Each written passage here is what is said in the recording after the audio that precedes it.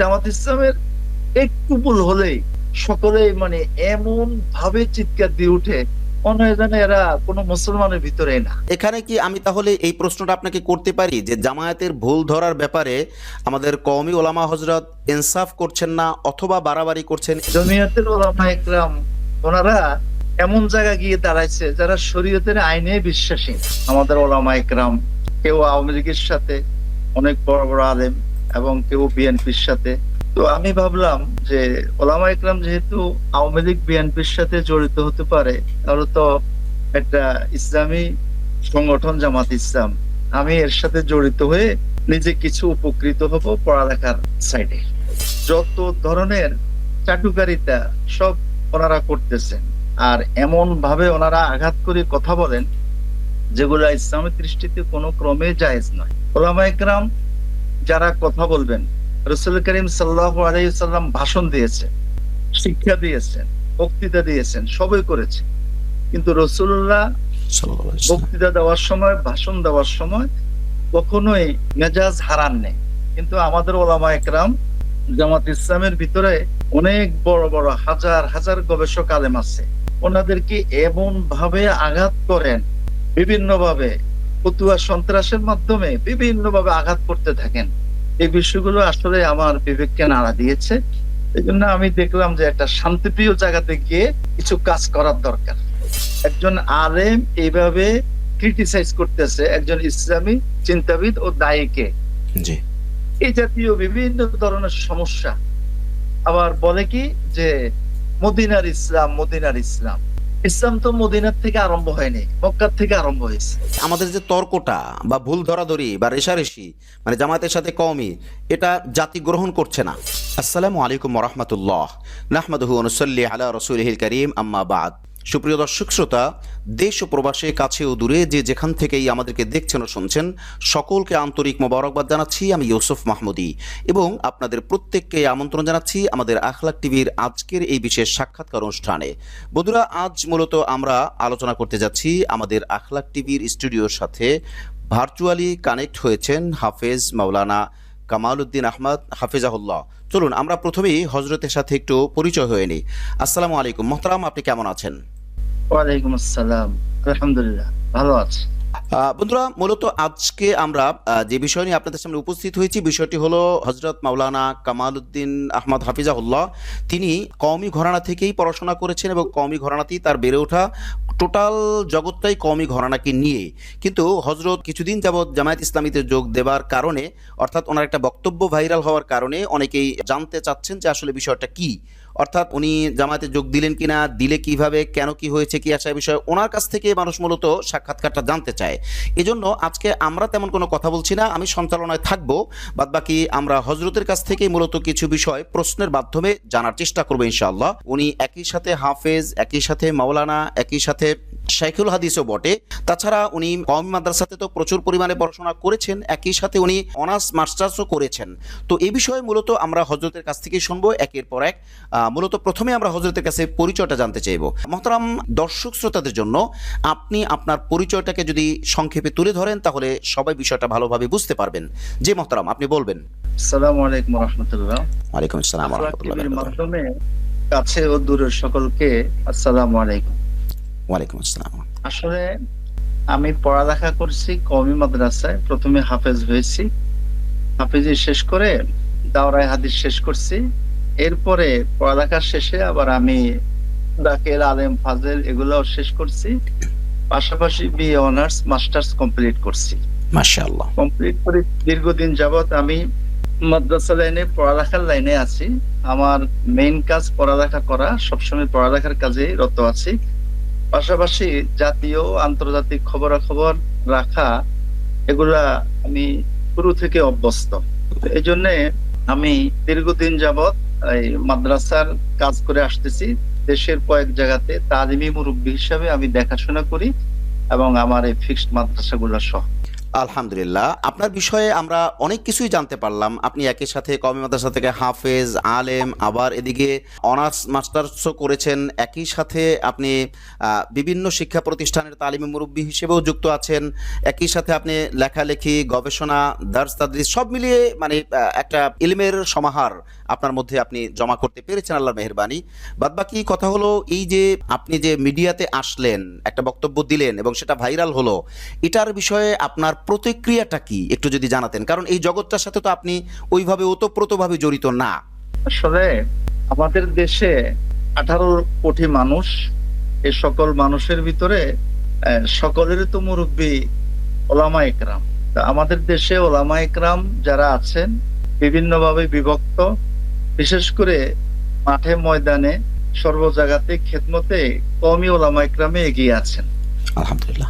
আমিও সেই মনোভাবের একজন লোক, কিন্তু গত 1 বছর যাবৎ বিভিন্নভাবে আমি লক্ষ্য করতেছি আমাদের ওলামা একরাম, কেউ আওয়ামী লীগের সাথে, অনেক বড় বড় আলেম, এবং কেউ বিএনপির সাথে। তো আমি ভাবলাম যে ওলামা একরাম যেহেতু আওয়ামী লীগ বিএনপির সাথে জড়িত হতে পারে, তাহলে তো একটা ইসলামী সংগঠন জামাত ইসলাম, আমি এর সাথে জড়িত হয়ে নিজে কিছু উপকৃত হব পড়ালেখার সাইডে। আপনি একদম সরাসরি বলেছেন, সেজন্য আপনাকে অসংখ্য ধন্যবাদ। বাদবাকি কওমি ঘরানাতে এত দল থাকতে আপনি জামায়াত ইসলামে যোগ দেবার কারণটা কি?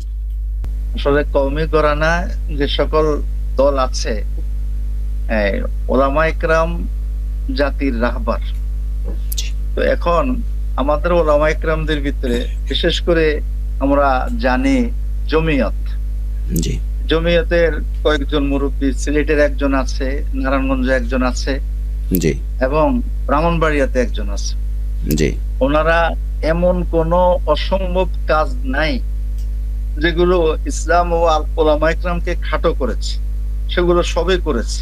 এবং যত ধরনের চাটুকারিতা সব ওনারা করতেছেন, আর এমন ভাবে ওনারা আঘাত করে কথা বলেন যেগুলো ইসলামের দৃষ্টিতে কোনো ক্রমে জায়েজ নয়। ওলামা একরাম যারা কথা বলবেন, রাসূল করিম সাল্লাল্লাহু আলাইহি ওয়াসাল্লাম ভাষণ দিয়েছেন, শিক্ষা দিয়েছেন, বক্তৃতা দিয়েছেন, সবই করেছে, কিন্তু রাসূলুল্লাহ বক্তৃতা দেওয়ার সময়, ভাষণ দেওয়ার সময় কখনোই মেজাজ হারান নেই।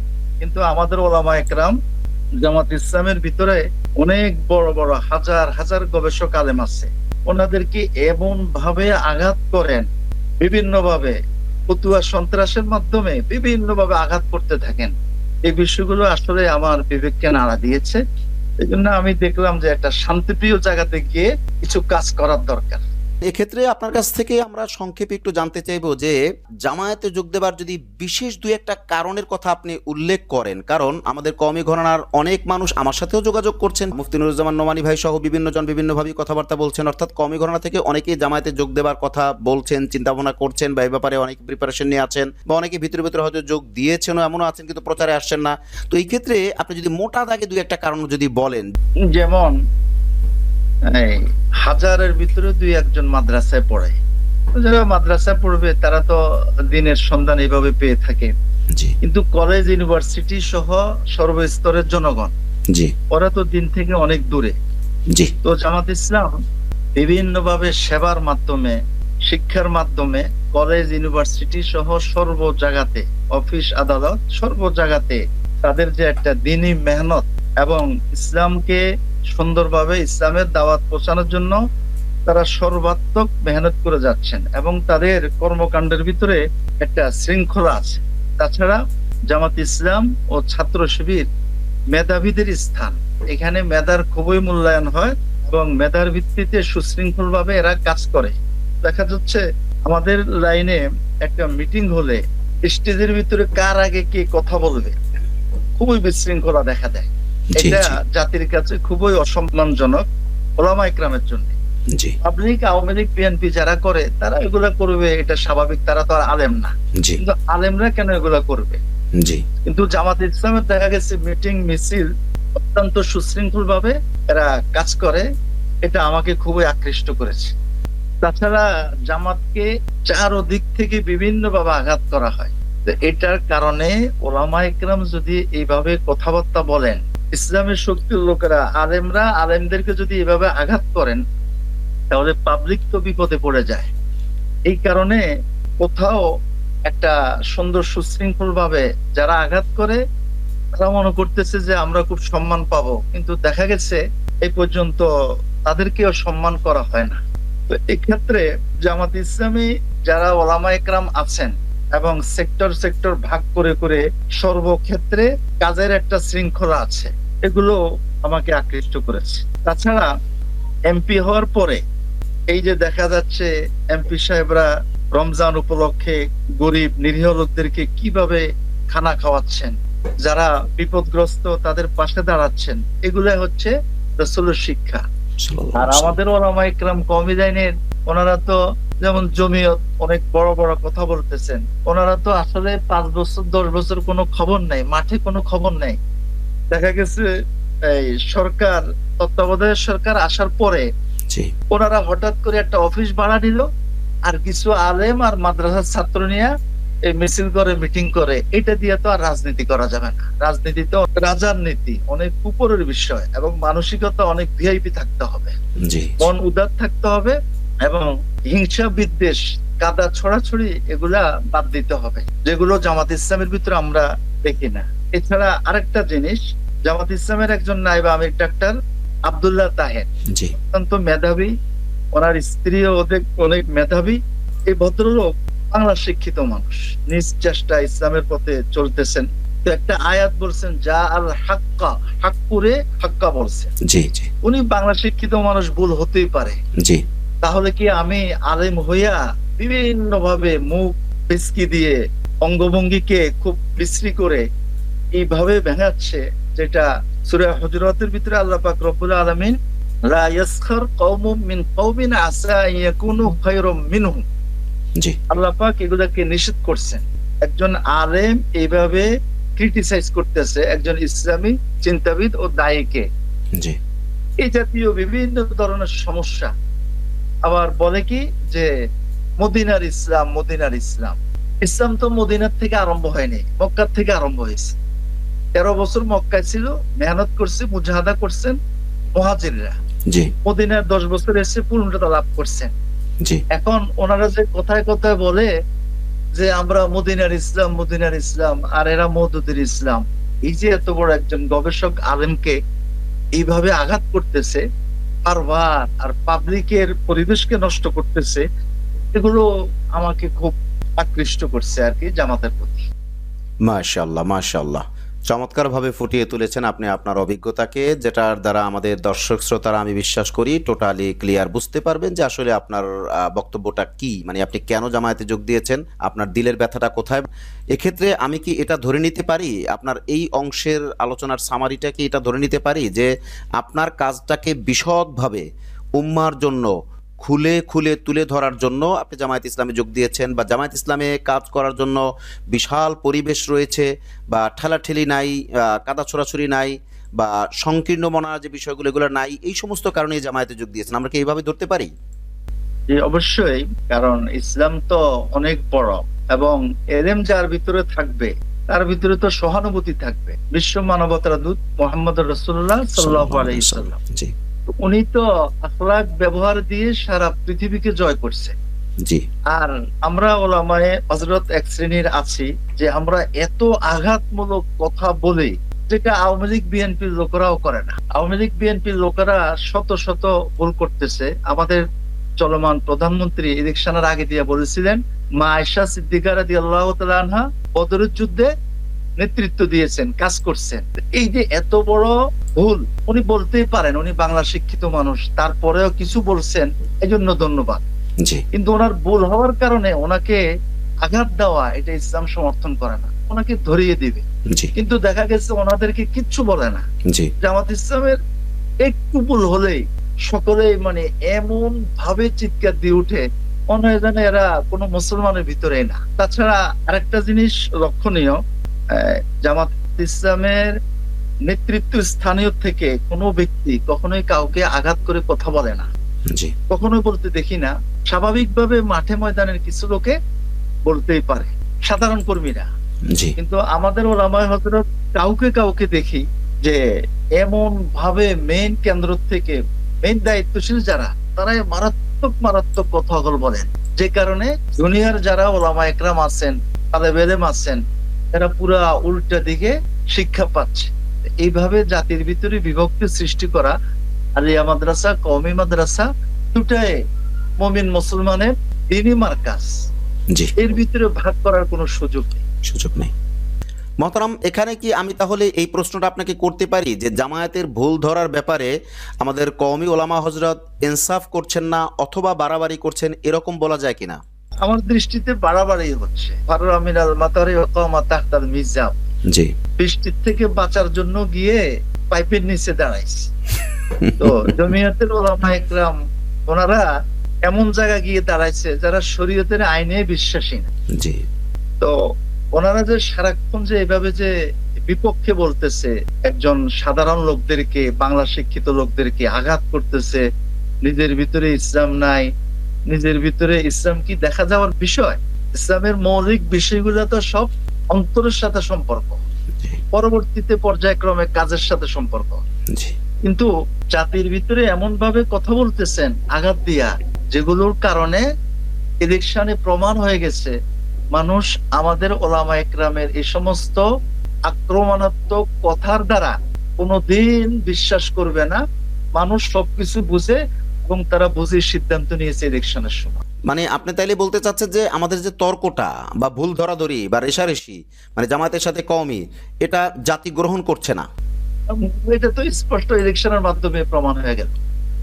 জি, মাশাআল্লাহ, আপনি চমৎকার বলেছেন। আমরা আলোচনার শেষ পর্যায়ে অলরেডি চলে এসেছি। আমরা আপনাকে গুরুত্বপূর্ণ একটা প্রশ্ন করতে চাই যে আসলে আপনি কওমি ঘরানাতে আলহামদুলিল্লাহ অনেক পড়াশোনা আপনি করেছেন, আল্লাহর মেহেরবানি। আমার সামনে যে বিষয়গুলো আপনার বিষয় আসছে বা আপনার ব্যাপারে আমরা যতটুকু সংগ্রহ করতে পেরেছি তথ্য, তাতে আমরা দেখেছি যে আপনি কওমি মাদ্রাসায় একই সাথে হাফেজ, আবার আলেম, আবার আপনি আলিয়া থেকে দাখিল, আলেম, ফাজিল, কামেল, এরপরে ইউনিভার্সিটি থেকে আপনার অনার্স মাস্টার ডিগ্রিও অর্জন করেছেন। তো এত পড়াশোনার পরে আপনি যে জামায়াতে যোগ দিলেন, তো এটার ক্ষেত্রে আপনার অবশ্যই অবজারভেশন থাকবে। দুইটা প্রশ্ন, একটা হলো আপনার অবজারভেশন, মানে আপনি ইলমের আন্দাজে কতটুকু জামায়াতকে উপলব্ধি করে আপনি জামায়াতে যোগ দিয়েছেন, এক। আর দুই নাম্বার কথা হলো জামায়াতে যোগ দেওয়ার পরে আপনি কোনো সমস্যার সম্মুখীন হয়েছেন কিনা, মানে প্রশ্নের সম্মুখীন হয়েছেন কিনা। এই দুইটা প্রশ্ন থাকলো, আপনি আপনার মতো করে বলে যাবেন।